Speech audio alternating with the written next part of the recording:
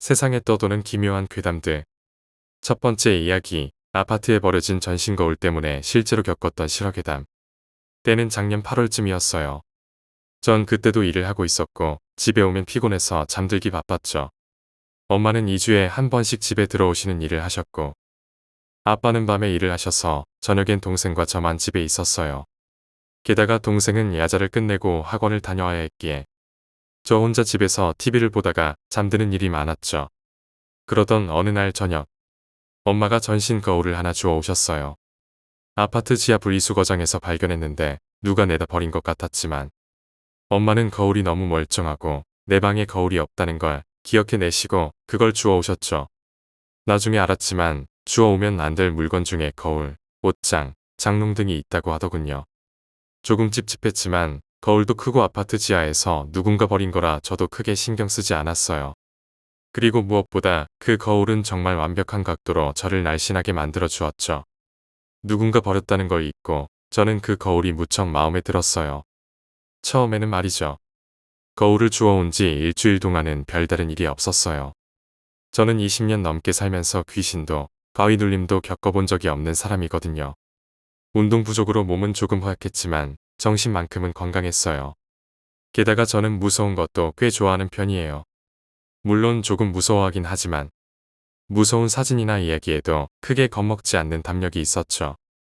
지금은 그 담력이 사라졌지만요. 아무튼 그 거울을 제 침대 옆에 두었어요. 그리고 얼마 지나지 않아 가위에 눌리게 되었죠.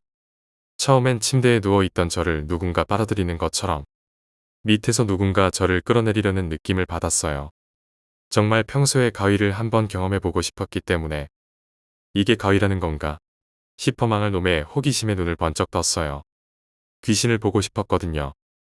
하지만 귀신은 보이지 않았어요. 약간의 허무함과 허탈함과 함께 가위에서 풀려났고 꿈을 꾸게 되었죠. 문제는 가위가 아니라 꿈이었어요. 첫날 꿈속에서 한 남자가 저를 쫓아왔어요. 전 복도형 아파트에 살고 있었고 제 방에는 창문이 하나 있었어요. 그 창문은 복도를 향해 있었기 때문에 복도에서 누군가 지나가거나 심지어 내 방 창문을 들여다볼 수도 있어서 전 언제나 창문을 꽉 닫아놓죠. 더워도 절대 창문을 열지 않았어요. 우리 아파트에 변태가 있다는 소문을 들은 적이 있었거든요. 아무튼 제가 쫓기고 있던 그 배경은 우리 집 복도였어요. 우리 집이 보였지만 이상하게도 전 집에 들어갈 수 없었어요. 검은 옷을 입은 그 남자는 계속 저를 쫓아왔어요. 전 달리고 또 달리는 꿈을 꾸었죠. 그러다 복도의 끝에 다다랐고 깨어났어요. 남자의 모습이 너무 생생해서 온몸이 땀범벅이었죠. 꿈이 너무나도 실감났어요. 하지만 가끔 이런 악몽을 꾼 적이 있어서 크게 생각하지 않고 넘어갔어요. 그게 지금은 너무 후회되지만요. 그리고 그 거울 때문이라는 건 전혀 몰랐어요. 그냥 가끔 꾸는 악몽 중 하나라고 생각했어요. 그때 전 남자친구가 있었는데 그 꿈을 말해주고 하나의 에피소드로 넘어갔죠. 그렇게 첫날 꿈을 꾸고 걱정 없이 그 다음 날 잠이 들었어요. 그리고 꿈이 다시 시작됐어요. 앞서 말한 것처럼 마지막에 복도의 끝에서 깼는데 두 번째 꿈에선 그 복도의 끝에서부터 시작된 거예요. 수없이 많은 꿈을 꾸었지만 이렇게 이어지는 꿈은 처음이라 당황스러웠어요. 마치 영화 인셉션 같았죠. 인셉션처럼 꿈을 조종할 수 있으면 좋겠지만 저는 그러지 못했어요. 꿈속에서 전 너무나도 나약한 존재였어요. 아무튼 그곳에서 꿈이 시작되었고 그 남자는 저를 향해 다가오고 있었어요. 남자의 모습은 마치 저승사자 같았어요. 그 모습이 너무 위협적이어서 이 세상 사람이 아니라고 짐작할 수 있었죠. 물론 꿈에서요. 제가 아직도 이렇게 생생하게 기억하는 이유는 그 일주일간 겪었던 일이 저를 힘들게 했기 때문이에요. 절대 잊을 수가 없어요. 아무튼 남자의 모습은 얼굴이 하얗고 키가 굉장히 컸어요. 검은색 중절모 같은 걸 쓰고 있었죠. 전체적인 외형은 기억나지만 얼굴이 정확히 어떻게 생겼는지는 기억나지 않아요. 복도의 끝에서 내가 여기서 죽는구나 라는 생각을 했던 것 같아요. 근데 하늘이 제 편이었죠. 꿈속에서 구세주처럼 등 뒤로 문이 하나 나타났어요. 그 문을 열고 들어갔더니 제 방이었죠.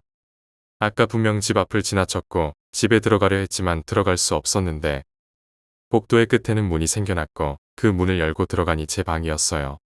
근데 뭔가 이상하게도 바깥 상황과는 다른 느낌이었어요. 방이라서 그런지 포근하고 벙커에 들어온 느낌이랄까요. 여기 숨어 있으면 괜찮을 거야.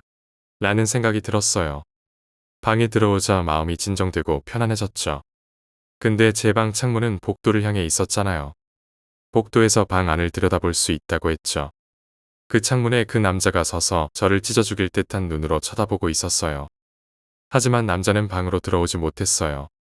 그렇게 저는 눈을 떴죠. 그게 제 두 번째 꿈이었어요. 물론 꿈이라서 비현실적이지만 계속해서 꿈이 이어지는 게 포인트예요. 마치 꿈을 일시정지해놓고 다시 재생하는 것처럼 일주일간 계속해서 꿈이 이어졌어요. 중간에 놀라서 깼다가 다시 자도 꿈은 이어졌죠. 이틀 내내 악몽을 꾸면서 잠을 제대로 자지 못했어요. 불면증으로 밤을 새운 듯 몸이 무거웠죠. 하지만 전 대수롭지 않게 넘겼어요. 요즘 너무 피곤해서 그런가 보다. 하고 말이죠. 그날도 남자친구에게 꿈 이야기를 해줬고 남자친구는 잠들기 전까지 통화를 해주겠다고 했어요. 그날도 일을 마치고 집에 오니 잠이 들 시간이 되었고 조금씩 불안해졌어요. 혹시 오늘도 꿈이 이어지면 어쩌지? 라는 생각이 들었죠. 비록 꿈이지만 막상 귀신이라는 존재를 만나니 너무 무서웠어요. 하지만 그때도 전신 거울에 대해서는 생각도 못했어요. 그 전신 거울은 아침마다 기분 좋게 만들어주는 마법의 거울이었거든요. 저녁에 엄마에게 전화를 걸어 이틀 연속 악몽을 꾼다고 말했어요. 저희 엄마는 불교 신자라 집안에 달마도사 족자와 관세음보살 액자가 있었죠. 그 액자는 제 방에 있었고 달마도사 족자 또한 제 방에 있었어요. 예전에 제가 심하게 아팠던 적이 있었대요. 어렸을 때라 기억은 안 나지만 그때 엄마가 제 방에 관세음보살 액자와 달마도사 족자를 두고 기도를 열심히 하셨다고 하더군요. 그리고 일주일 후에 제가 다 나았다고 하셨어요. 그 이후로 엄마는 불교 신자가 되었죠. 지금 생각해보면 그 남자가 방에 들어오지 못한 이유가 그것 때문이었을까 생각이 들어요. 아무튼 엄마는 저에게 내가 기가 약해서 그래. 자기 전에 관세음보살 액자에게 절을 3번 하고 잡아. 무서워서 엄마 말대로 했어요.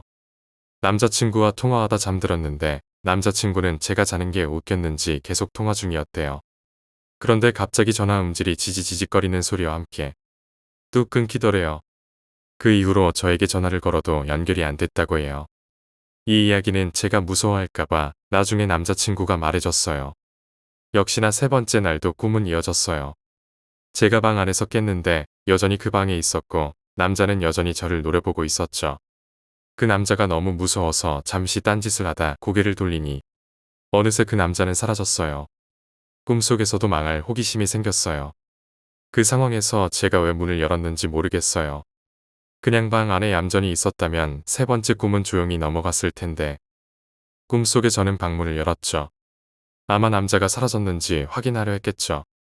그러자 제 방은 어느새 사라지고 배경이 숲길로 바뀌었어요. 배경은 바뀌었지만 그 남자는 여전히 저를 보며 소름 끼치게 웃었어요. 웃음소리도 기괴했어요. 마치 기계음 같은 끼기깃 거리는 소리였어요. 마치 저를 멍청하다고 비웃는 것 같았죠. 실제로 전 꿈에서 깨어나 제 머리를 쥐어박았어요. 제가 방을 나왔고 남자의 웃음소리가 울려 퍼졌어요. 그걸 끝으로 잠에서 깨어났죠. 제 몸은 그날도 땀 범벅이었어요. 그 당시 저는 심장이 멈출 것 같은 무서움을 느꼈어요. 그리고 가장 중요한 4번째 날에는 가위 눌림과 함께 귀신이 저를 압박했어요. 제 모습은 점점 피폐해져 갔고 남자친구는 저를 보며 걱정했고 과장님은 회사에서 잠시 눈을 붙이라고 할 정도로 다크서클이 가득했어요. 엄마에게 전화를 해서 저라고 저도 똑같다며 꿈이 또 이어졌다고 말했어요. 그제서야 엄마는 심각성을 깨달으셨죠. 그리고 자주 가시는 절에 내일 퇴근 후 다녀오신다고 하셨어요. 사실 이때도 엄마가 절에 간다는 게 탐탁지 않았어요. 어제 절을 하고 잤고 제 방에는 액자와 족자가 있음에도 불구하고 꿈을 꾸었으니까요. 아무튼 저는 남자친구와 통화하며 또다시 밤을 맞이했어요. 잠들기가 무서워 남자친구와 그간의 꿈에 대해 이야기하고 있었는데 남자친구가 자기 친구 중에 신기가 있는 친구가 있다고 하더군요. 남자친구 말인즉슨 그 친구의 고모와 할머니가 무당인데 친구는 무당은 아니지만 신기가 있어서 귀신을 직접 보진 못해도 귀신과 관련된 신기한 현상을 가끔 경험한대요. 사실 저는 믿음직스럽지 않았어요. 가뜩이나 너무 지쳐있고 피곤한데 셋이서 보자는 건 예민한 저에게 신경이 쓰였거든요. 무당도 아니고 고모와 할머니가 무당인 친구가 부처님도 막지 못한 귀신을 어떻게 할 수 있겠냐 싶었죠. 하지만 저는 절실했고 손에 볼 것도 없으니 반신반의하며 내일 저녁 약속을 잡았어요. 네 번째 꿈은 정말 다른 꿈과 차원이 달랐어요. 전 잠이 빨리 드는 편인데 그날따라 남자친구와 통화를 끝내고도 잠이 오지 않았어요. 졸리지만 잠이 오지 않는 이상한 상태였죠. 사실 저는 기뻤어요. 잠을 안 자면 꿈을 안 꾸니까요. 그래서 남자친구에게 지금 잠이 안 온다며 너무 좋다고 했죠. 그 순간 저는 가위에 눌렸어요. 휴대폰을 꼭 쥔 채로 가위에 눌린 거예요. 첫날 가위 눌림과 비슷했지만 이번엔 꿈이 이어진 상태에서 눌린 가위라 너무 무서웠어요. 첫날과 똑같이 누군가가 저를 밑에서 끌어내리려는 기분이었어요. 침대에 삼켜지는 느낌이었죠. 그때 갑자기 숨쉬기가 어려워졌어요. 누군가 내 몸에 큰 바위를 얹은 듯한 느낌이었죠. 눈을 뜬 채로 가위에 눌렸지만 다행히 귀신은 보이지 않았어요. 평소엔 방문을 닫아놓고 자는데 그날따라 이상하게 방문을 열어두었고 마침 학원에서 돌아온 동생의 소리에 맞춰 가위에서 풀려났어요. 그 일 이후로 저는 제 방에 있을 수가 없었어요. 그 방을 쓴 지 벌써 10년이 지났지만 이런 적은 처음이라 너무 무서웠어요. 동생에게 꿈 이야기를 하고 모든 불을 켜둔 채로 거실에서 잠이 들었어요. 하지만 그 귀신은 대단했어요. 거실에서 잠을 잤음에도 불구하고 제 꿈에 나타났어요.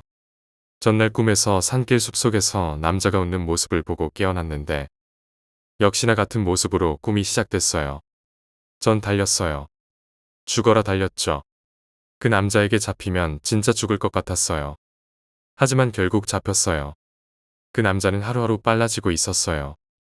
네 번째 날, 그 남자의 속도는 정말 사람 속도가 아니었어요. 그리고 그 남자는 제 목을 조르기 시작했어요. 이제 죽는다. 라고 생각했죠. 꿈속에서는 이게 꿈인지 거의 자각하지 못하잖아요. 저도 그랬어요. 꿈속에서는 정말 생생했고 죽기 직전이라고 생각했죠. 다행히 그 목 졸림을 마지막으로 꿈에서 깨어났어요. 마지막 꿈에서 깨어났을 때 내가 죽어서 깬 건지 목을 졸리다 깬 건지 모르겠더라고요. 새벽녘에 동생이 화장실을 가다가 거실에서 끙끙대는 소리를 들었대요. 제 꿈 이야기가 생각나서 악몽이면 깨워주려고 거실로 왔다고 했죠. 근데 제가 인상을 쓰며 식은땀을 흘리고 있더래요. 동생이 놀라서 저를 깨웠어요. 저는 목이 왠지 모르게 아프고 그 새벽에 잠을 잘 수가 없어 컴퓨터를 했죠. 출근하다가 넘어지기까지 했어요. 그날 저녁에는 엄마가 전해준 염주와 함께 남자친구의 친구를 만났어요. 걱정이 든 엄마는 퇴근하자마자 절에 다녀오셨고 주지 스님은 항상 차고 다니시던 염주를 전해주라고 하셨대요. 아무튼 엄마의 염주를 받은 뒤 저녁에 남자친구와 그의 친구, 저 이렇게 셋이서 만났죠. 근데 남자친구의 친구가 절 보자마자 표정이 확 바뀌더라고요. 처음엔 별 생각 없었어요. 그런데 술자리에서 들었던 이야기는 충격적이었어요. 남자친구가 친구에게 연락하기 전에 그 친구가 먼저 연락했대요. 꿈속에서 남자친구의 여자친구와 비슷한 사람이 이상한 남자와 함께 계속 나오는 꿈을 꿨는데 무슨 일 있는 거 아니냐고 하면서 혹시 여자친구가 바람피는 거 아니냐고 했대요. 남자친구의 카카오톡 프로필에는 제 사진이 있어서 비슷하게 생긴 사람이 여자친구인 줄 알았대요. 하지만 자꾸 이상한 느낌이 들어서 남자친구에게 전화를 했고 제 꿈 이야기를 전해 들은 남자친구는 그 친구의 할머니에게 다녀왔대요. 할머니는 아주 지독한 놈이 붙어 있다. 그나마 너희 어미가 쌓아놓은 덕분에 이 정도다. 방에 있는 기운 가득한 물건들과 저를 어여삐 봐주는 조상신 덕분이라고 덧붙였대요. 그게 아니었으면 진작에 큰일 났을 거라고 했대요. 주워온 물건이 있냐고 묻길래 거울이 있다고 했더니 주워오면 안 될 물건 중 하나가 거울이고 작은 거울도 주워오면 안 되는데 큰 거울이라니. 화가 있는 물건이다. 하루빨리 거울을 갖다 버리라고 해서 집으로 돌아왔지만 그날 밤 저는 경황이 없어 거울을 버리지 못했어요. 잠을 자지 않으려고 했지만 술 기운 때문에 거실 소파에서 TV를 켜놓고 잠이 들었죠. 그리고 꿈은 여전히 이어졌어요. 목이 졸린 채로 꿈에서 깨어났으니 다시 목이 졸린 채로 꿈이 시작됐어요. 하지만 그 소나기에 힘이 많이 약해졌다는 걸 느꼈어요. 염주를 차고 잔 게 도움이 됐는지 모르겠지만 그 남자의 소나기 힘이 점점 줄어들었죠. 하지만 여전히 그 남자의 눈빛은 매서웠고 그 남자는 저에게 말을 했어요. 처음 들어보는 목소리였지만 꿈에서 깨어난 뒤에도 그 목소리가 생생했죠. 쇳소리가 섞인 전형적인 귀신의 목소리였어요. 그리고 그 소름 끼치는 목소리로 저에게 넌 참 운이 좋아. 그 남자는 제 목에서 힘을 풀고 사라졌지만 그렇게 끝나지 않았어요. 그 귀신은 저에게 미친 듯이 집착했어요. 목이 풀림과 동시에 저는 도망쳤고 그 귀신은 저를 다시 쫓기 시작했어요. 그러다 어느 산골집을 보게 되었죠. 저는 무작정 그곳으로 향했어요. 그 집 안에는 곱게 옷을 입은 여자가 앉아 있었어요. 제가 그곳으로 들어가자 남자는 저를 쫓아오지 못하고 방에서처럼 밖에서 절 노려봤어요.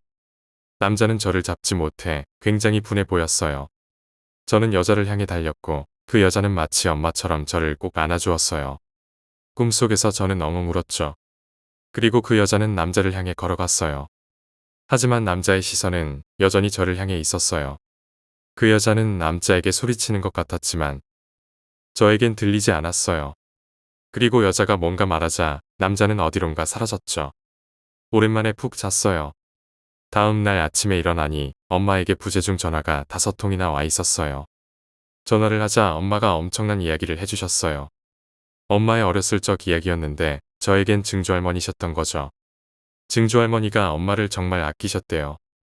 엄마가 첫째였지만 아들을 원했던 할아버지가 이름까지 남자 이름으로 지어주었고 딸이 태어나자 천덕꾸러기가 되셨대요. 줄줄이 여자만 태어나 딸만 넷, 아들 하나인 딸 부잣집이었어요. 막내가 아들이었고요. 엄마랑 20살 차이가 나는 늦둥이였죠. 그래서인지 증조할머니는 엄마를 정말 예뻐하셨대요. 첫 손주라서 더 그랬겠죠. 하지만 증조할머니께서는 제가 태어나고 얼마 후 세상을 떠나셨어요. 돌아가시는 날까지 엄마만 찾으셨고 치매에 걸려서도 엄마 이름만 기억하실 정도로 예뻐하셨대요. 그런 증조할머니가 그날 밤 엄마 꿈에 나타나서 생전 보지 못했던 무서운 얼굴로 엄마를 엄청 혼내셨대요. 엄마는 어렸을 때 모습으로 혼이 났다고 하셨어요. 뭔가 찝찝해서 저한테 전화를 했다고 하셨어요. 그렇게 5번째 꿈이 끝났어요. 엄마는 그날 저녁에 거울을 치우자고 했고 우리는 치우기 전에 절에 다녀오자고 했죠. 6째 날 저녁엔 절과 무당집까지 다녀왔어요. 절에서 주지 스님께 꿈 이야기를 해드렸더니 염주와 자그마한 부처님 불상을 주셨어요. 절에서는 별다른 이야기를 듣지 못했어요. 그리고 이모가 소개해준 무당집에 갔어요. 그곳은 예상외로 많이 무섭진 않았어요. 하지만 할머니 신을 모신다는 그 무당은 저와 엄마를 보자 눈매가 매섭게 변했어요. 엄마도 겁이 많아서 기절하기 직전이었죠. 노란색 한복을 입고 무섭게 째려보더군요. 그리고는 딸 팔자를 다 망쳐놨어. 무당은 저를 보며 그동안 겪은 게 있을 텐데 잘 알고 있겠지. 어서 털어놔봐. 저는 그동안 있었던 일을 무당에게 말했어요. 내 어미가 그동안 덕을 많이 쌓아서 이 정도야. 안 그랬으면 큰일 났어. 내 어미가 귀신놀이에 놀아놨으니 딸이 고생하는 거야. 네가 문제야. 음기가 대단히 강한 귀신이야. 거울에 붙은 지도 오래됐어. 전 주인도 고생 꽤나 했을 거야. 내다 버리라는 말을 들었으면 얼른 버렸어야지. 아직 왜 갖고 있어? 금으로라도 된 거울이야. 가지고 온 그 자리 그대로 놔둬. 이렇게 속사포처럼 말씀하셨어요. 그리고 저는 혹시 누가 가져가면 어쩌나 싶어서 무당에게 또 누가 주워가면 어떻게 하냐고 물었어요. 그랬더니 무당은 절 쥐어박았죠. 그리고 부적을 2장 써주셨는데 하나는 거울 뒷면에 붙이고 하나는 제 방 문 위에 붙이라고 하셨어요. 거울에 붙이는 부적은 귀신의 귀를 빨아들여 귀신놀이를 못하게 하는 거고 방에 붙이는 부적은 귀신이 다시 찾아와도 못 찾게 하는 부적이라고 했어요. 그리고 그 귀신은 지금 절 못 잡아먹어 안달이 났다고 했죠. 집에 도착해서 제 방 문 위에 부적을 붙이고 거울 뒷면에 부적을 붙이려 하는데 그때 우리 엄마와 저는 기절할 뻔했어요. 사실 전신 거울을 가져올 때는 깨끗하길래 별도로 닦지 않고 바로 사용했기 때문에 거울 뒷면을 본 적이 없었거든요. 그런데 받침대 뒷면에 네모난 흔적이 있더라고요. 추측하건대 그것도 부적의 흔적이 아니었을까 싶어요. 일단 마음을 진정시키고 부적을 붙인 다음 혹시 누가 주워갈까 무서워서 거울에 절대 주워가지 마세요. 라고 적었어요. 그리고 엄마가 주워왔다던 그 자리에 똑같이 놔두었죠. 그날 밤 저는 악몽 없이 푹 잘 수 있었어요. 하지만 그날 제가 아닌 엄마가 꿈을 꾸었어요. 전날 밤 엄마를 혼냈던 증조할머니가 고운 한복을 입으시고 덩실덩실 춤을 추시더래요. 그 모습이 너무 신나 보여서 엄마도 같이 춤을 추셨대요. 그리고 분리수거 날까지 거울은 얌전히 잘 있었고 분리수거 날 저녁에 거울은 사라졌어요. 누가 주워간 게 아니길 간절히 바랄 뿐이에요. 제가 겪은 일 이후로 알게 되었는데 귀신이 잘 붙을 수 있는 물건이 인형, 빗자루, 거울이래요. 혹시 길 가다가 끌리는 느낌이 들어도 절대 주워오지 마세요. 두 번째 이야기, 아르바이트생의 기묘한 경험. 나는 롯데월드의 신밧드의 모험에서 일했던 적이 있어. 언제 일했는지는 비밀로 할게. 내가 일했던 기간이 좀 길어서 다른 괴담들도 많이 들어봤지만 사실 기억이 잘 안 나. 그중 몇 개는 내가 실제로 겪은 것도 있고 경험자한테 직접 들은 것들이라 기억에 남는데 그중 하나 풀어볼게. 우선 이 이야기를 이해하기 위해 배경 지식이 조금 필요해. 신밧드의 모험, 다들 알 거야. 어렸을 적 많이들 탔기 때문에 다시 어른이 돼서도 타러 오는 사람이 꽤 있어. 배를 타고 동굴을 한 대략 10분가량 타는 건데 이 배는 총 8에서 9대가 순환하는 구조야. 배 하나가 좀 크다 보니 최대로 꽉꽉 채우면 한 줄에 4명씩 5줄을 탈 수 있어서 최대 20명까지도 탈 수 있어. 하지만 보통은 그렇게 태우는 일이 없어. 양 끝자리가 물이 많이 튀는 편이라 컴플레인이 걸리기도 하고 2명씩 일행인데 같이 태우면 나 같아도 불편할 것 같잖아. 그리고 결정적으로 그곳의 탑승장에는 아르바이트생 1명이 왔다 갔다 하면서 한 줄로 서 있는 손님을 5줄로 분배하고 물이 튄 자리는 수건으로 닦기도 해야 하고 탑승, 보트를 출발시켜야 해. 그런데 경험이 없는 아르바이트생이 일행수를 고려하지 않고 20명 꽉꽉 채우면 배를 출발시키기 전에 다음 배가 들어와 버리는 매우 복잡하고 짜증나는 상황이 발생하거든. 오래 일한 사람들도 아주 바쁘게 움직여야 그런 일이 발생하지 않는 정도에다가 한 번씩 중국인 단체나 노인 단체, 어린이들, 휠체어 손님이 겹치면 감당할 수가 없어. 우린 그걸 배가 밀린다라고 표현하는데 그런 상황이 발생하면 배가 멈추는 일도 가끔 발생하고 골치 아프게 되는 거지. 그래서 우리는 그냥 일행수가 적으면 적은 대로 한 줄에 탑승시키고 보통은 4명을 채우려고 하지 않아. 그런데 가끔 직원이나 고참이 20명씩 태우라고 할 때가 있어. 롯데월드의 부지가 너무 좁잖아. 그런데도 손님 상한선이 이해 불가일 정도로 높다 보니 휴일 당일 날보다는 그 전날 손님들 줄이 우리가 만들어 놓은 최대 연장 줄보다 길어지는 웃지 못할 상황이 발생하곤 해. 정해진 줄이 없다 보면 새치기도 많아지고 줄도 2줄이 됐다가 3줄이 됐다가 난리도 아니야. 그러면 안에서는 애들이 테트리스를 해가며 최대한 20명씩 태우면서 순환을 빨리 돌리는 거야. 그리고 이렇게 바쁜 날 내가 들은 소름 끼치는 일이 발생해. 우리의 주인공 아르바이트생은 배가 밀리지 않고 손님을 최대한 많이 탑승시키기 위해 바쁘게 뛰어다니며 테트리스를 하고 있었어. 최소 17명에서 최대 20명까지 배에 탑승시키며 엄청 정신이 없었지. 그럼 배가 다 끝나고 돌아올 때는 최소한 10대명이 타고 있는 배가 들어오는 게 정상이겠지. 그런데 한참 바쁘게 왔다 갔다 하고 있는데 아무도 타지 않은 텅 빈 배가 들어오는 거야. 처음에는 이상하게 생각했어. 한두 명이 타고 있었으면 서서 장난치다가 혹시 빠졌나라고 생각할 수도 있겠지만 10대명이 다 같이 증발할 리가 없잖아.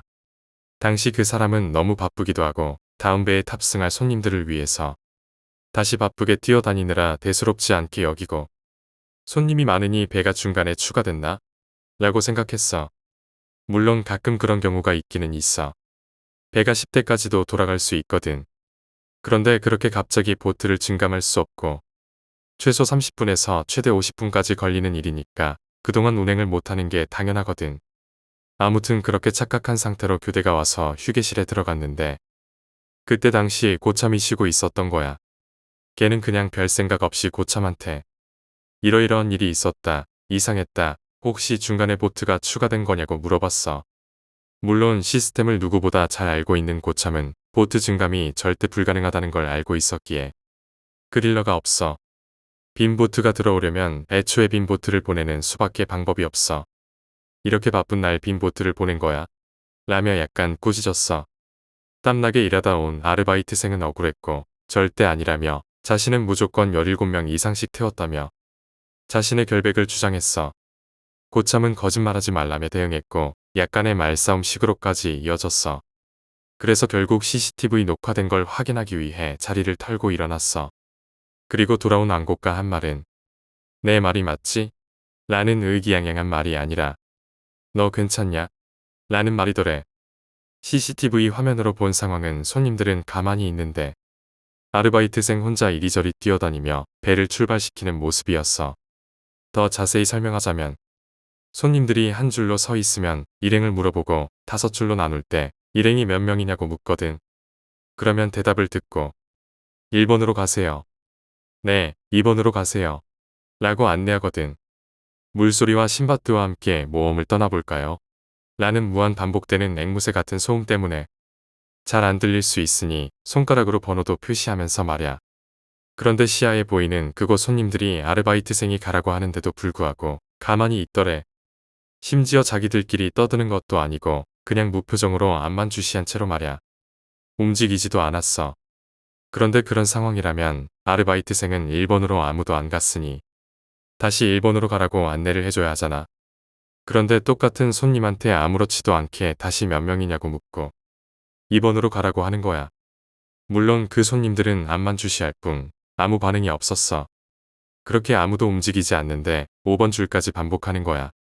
그러고는 마치 자기 눈에는 이미 그 손님들이 탑승한 것처럼 멘트도 하고 보트 좌석에 묻은 물도 닦아주고 자동 문도 열어주고 안전 확인도 해주고 출발까지 시키는 거야. 그 아르바이트생은 아직도 자기가 그렇게 했다는 걸 믿을 수 없대. 자기는 분명 다 태웠다면서 말야. 하지만 CCTV에 남은 장면은 단체로 홀린 듯이 가만히 서 있는 손님들과 허공에 대고 안내를 해주는 아르바이트생 모습만 남아 있었어. 그런데 말야, 내가 이 이야기를 듣고 롯데월드 다녀왔던 지인들한테 들은 이야기인데 내 지인도 몇 년 전 신밧드의 모험을 탔대. 뒷자리에 친구 2명과 함께 타고 지인이 맨 가장자리 쪽에 앉아 있었는데 중간쯤 와서 갑자기 바깥쪽에 있는 발목을 누군가 손으로 꽉 잡았다 놓더래. 그래서 깜짝 놀랐는데 친구가 장난치는 줄 알고 바로 주위를 봤더니 주변엔 시꺼먼 물뿐이더래. 친구들도 영문을 모르고 놀이기구 타면서 하하호 웃고 있었고 말야. 도대체 이런 미스터리한 일들이 왜 일어나는지는 아무도 모르는 일이야.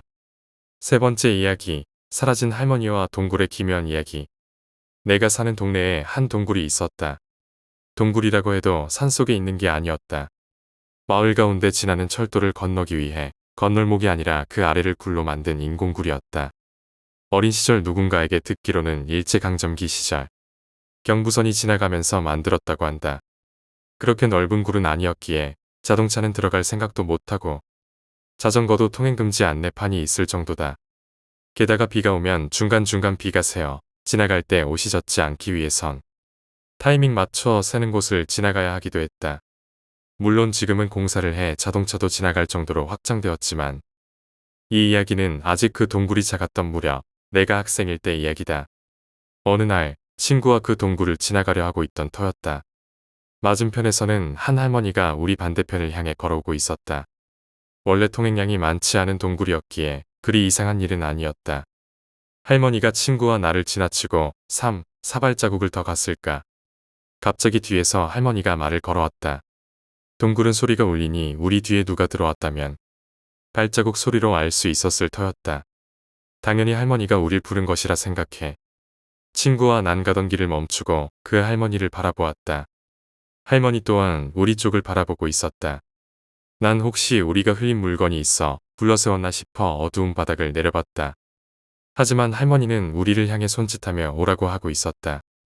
몇 걸음 되지 않았기에 내가 다가가려 하자 친구가 팔로 내 팔꿈치를 쿡 찔렀다. 그리고는 친구 혼자 다시 가던 길로 걸어갔다. 같이 걷던 친구와 거리가 멀어지자 나는 조금 보폭을 빨리 해 거리를 맞췄다. 왜 그래? 걸음은 유지한 채 뒤를 보며 저 할머니가 까지 말하고 나는 입을 멈췄다. 거기에는 아무도 없었다. 친구를 따라잡고선 바로 다시 고개를 할머니 쪽으로 돌렸는데 그 짧은 시간 사이 할머니가 사라진 것이다.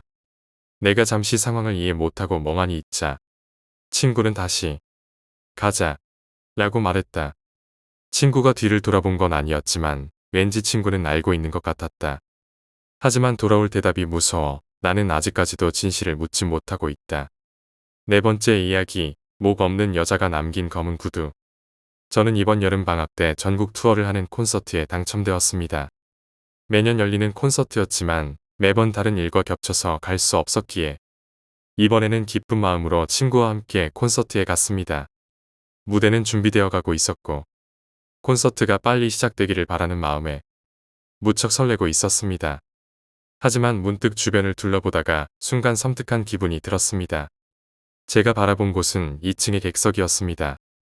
그곳은 사람이 앉지 못하게 되어 있었고 플래카드를 걸어두는 자리였습니다. 그런데 그 객석에 검은 원피스를 입은 한 여자가 앉아 있었습니다. 그런데 그 여자, 목이 없었습니다. 너무 놀라서 어쩔 줄 몰라 하고 있었는데 제 옆에는 큰 조명이 설치되어 있었습니다. 조명 주변에는 조명이 돌아갈 자리를 남겨두고 출입하지 말라는 경고 표시에 줄이 매어져 있었죠. 그런데 그 안에는 아무도 없었음에도 갑자기 조명이 스르륵 돌아가더니 그 여자를 비추는 쪽으로 향했습니다. 빛이 서서히 그 객석을 비추자 여자는 그 빛에 따라 서서히 사라졌습니다. 조명이 다른 곳을 비추면서 관계자들이 조명을 복구하느라 콘서트 시작이 조금 늦어졌습니다. 무서움에도 불구하고 저는 궁금증을 풀기 위해 시작 준비가 진행되는 동안 그곳으로 가보았습니다. 그 여자 자리에는 아무것도 없었습니다. 오직 의자 밑에 낡아버려진 검은 구두 한 짝만이 아무렇게나 놓여 있었습니다. 하지만 저를 더 놀라게 한 것은 그 구두 속에 수많은 긴 머리카락이 아무렇게나 뭉쳐져 있었다는 사실이었습니다. 다섯 번째 이야기, 소름 돋는 붉은 옷의 여인. 10년여 전 분수광장 근처에서 이상한 여자가 서성이곤 했다. 출근길에 자주 봤다. 30 남짓 되어 보이는 여자는 오래된 것 같은 빨간 드레스를 입고 있었다. 몸은 바싹 말랐고 안색은 어두우며 눈도 공허했다. 머리는 등 가운데까지 내려와 있었고 기르고 있는 듯했다. 옷 색깔이 워낙 튀는 데다 독특한 분위기가 감돌아 시선을 빼앗기곤 했다. 하지만 무언가 무서운, 정신 나간 것 같은 느낌이 들어 무심코 바라보더라도 눈이 마주치지 않도록 조심했다. 여자는 늘 광장 안을 맴돌았다. 지하철 출구를 나오면 근처에 몇몇 술집이 있어 거기서 일하는 사람인가 싶기도 했다. 어느 날 일을 마치고 돌아오는데 광장 안드러그 스토어 앞에서 화장품 세일을 하고 있었다. 나는 쇼핑할 때 시간이 꽤 걸리는 편이라 그날도 아마 1시간 정도는 거기 머물렀던 것 같다. 그날 밤도 여자는 광장을 떠돌고 있었지만 워낙 자주 본 모습이라 딱히 신경 쓰지 않았다. 하지만 가게에서 나온 순간 누군가의 시선이 느껴져 고개를 들었다. 광장 한가운데 있는 분수를 사이에 두고 여자가 나를 보고 있었다. 무언가 이상한 느낌이 들었다. 나는 눈이 나빠서 안경을 쓰고 있었지만 조금 떨어진 곳에 있는 사람은 얼굴조차 잘 보이지 않았다. 그런데 그 여자는 확실히 보였다. 눈이 마주친 순간 기분이 나빠졌다. 본능적으로 두려워서 온몸에 소름이 돋았다. 위험해. 하지만 뭐가 위험하다는 것인지 알 수 없었다.